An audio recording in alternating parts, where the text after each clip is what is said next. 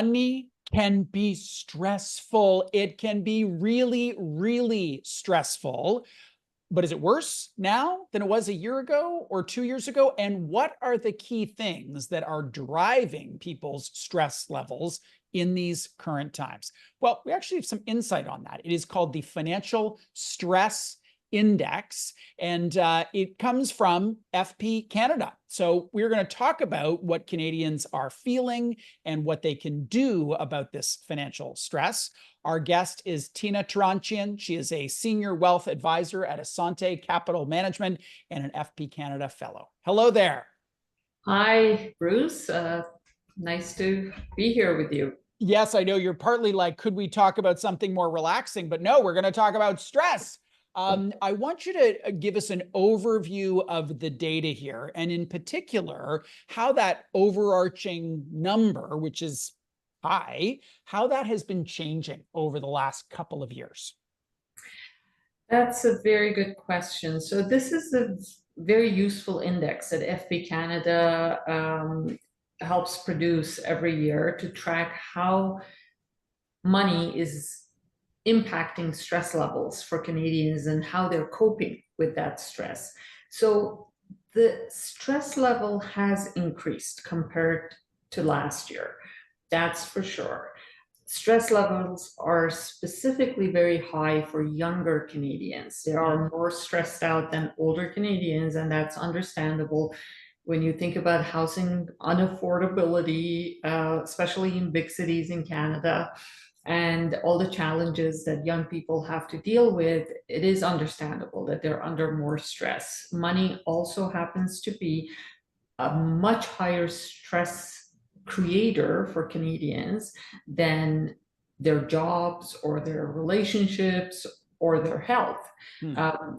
So it is creating mental health issues. It is causing people to lose sleep, and it is having impacts in different areas of their lives. Which is why it's important to see how they're coping with it and how financial planners can help reduce that stress. When we look at that, so there's like that headline number, what are some of the things that specific areas that are contributing to that? I can imagine that interest rates would be a source of stress. I can imagine that just generic inflation is a source of stress. What are some things that you learned in terms of the driver of that overall index score? Inflation has definitely been a major source of stress. Everybody is complaining about grocery prices. I guess that's what we have to face every week or every day when we go grocery shopping. So that is a stressor.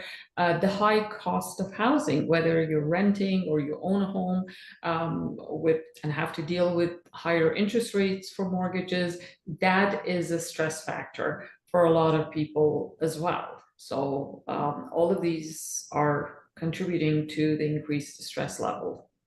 You also found a level of optimism that is increasing, which seems counterintuitive given where we started in this conversation. How do you reconcile those two things? You know, that's actually the silver lining. I think that was very encouraging, at least for me when I was reading the numbers.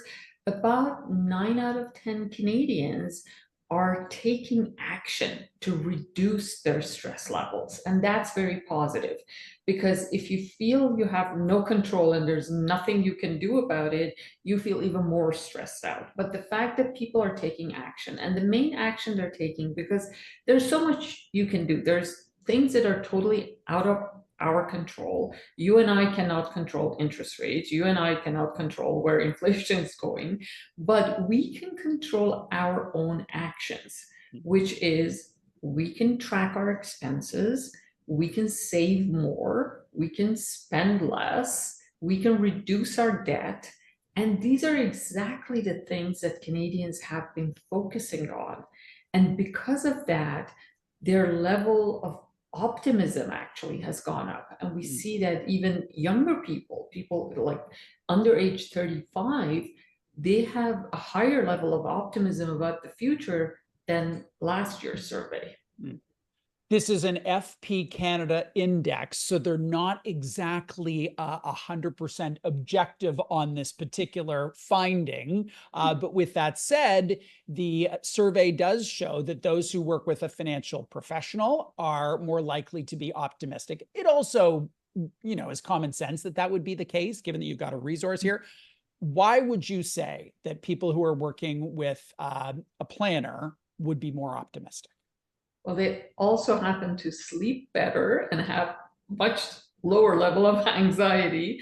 And I think that's very natural, because if you have a plan, it means you have a measure of control and you have a better idea of how the future will unfold for you, which will reduce your stress level. I think the most stressful situation is being caught in a spiral of inflationary prices and pressures from higher interest rates and a difficult economy without having any idea of whether you're going to be okay at the end of the day. Are you going to have enough to retire on? Are you going to have enough to support your children and your loved ones? A financial plan makes sure of those things. Or if things are not okay, it will let you know so you can take action sooner and make things okay. And that's why people who do have a financial plan have a lower level of stress, because they have a plan of action. Right. You referenced the demographic difference in terms of age. There's also a bit of a demographic difference in terms of gender. So when it comes to saving for retirement, women are more concerned than their male counterparts, 37% to 33%. So not like a huge difference, but enough. What's the hypothesis on that? Why the difference? Women should be more concerned. Women generally live a few years longer than men, so they have more years of retirement that they need to fund. We still don't have pay equity, so a lot of women do not earn as much as men do, and even if they do, they drop out of the workforce for a few years to raise their kids, and that puts them at a disadvantage, both in terms of their ability to save for retirement or their pensions. And still, a lot of the products that are designed for women, just because they're female products, they're more expensive. I used to go to the same hairstylist that my husband used to go to, and he charged me 3 times as much to cut my hair than he did to cut his hair. And the only difference was that I was a woman and he was a man. Sure. The other interesting, maybe surprising finding for me from this study was the number of Canadians working with financial professionals. It's expressed as a percentage, but it did slip slightly. Why is that? That is a good question. And I don't have the definite answer to it.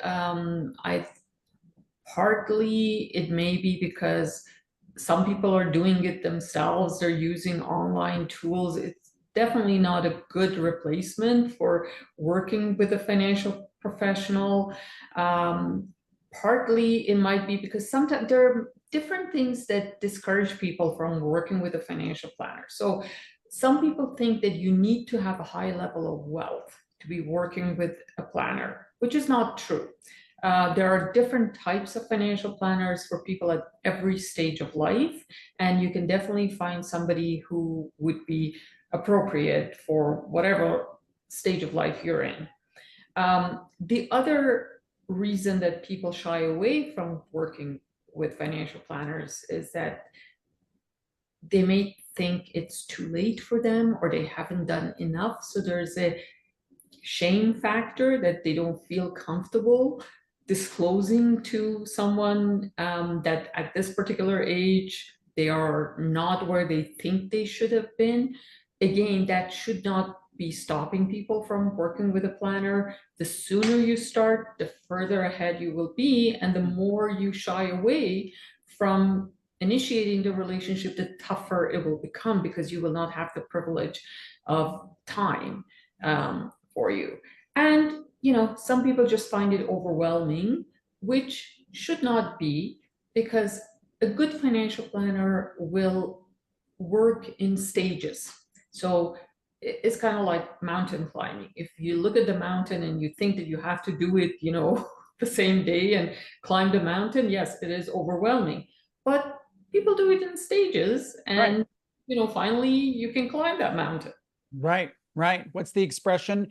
We overestimate what we can get done in a day, and we underestimate what we can do in a year or 2 years, or even if we think about a retirement planning horizon, decades. Tina, Okay. thank you for joining us today. My pleasure, Bruce. Tina Tehranchian is a senior wealth advisor at Assante Capital Management. She is an FP Canada fellow, and she was here to talk about the latest insight from the FP Canada Financial Stress Index.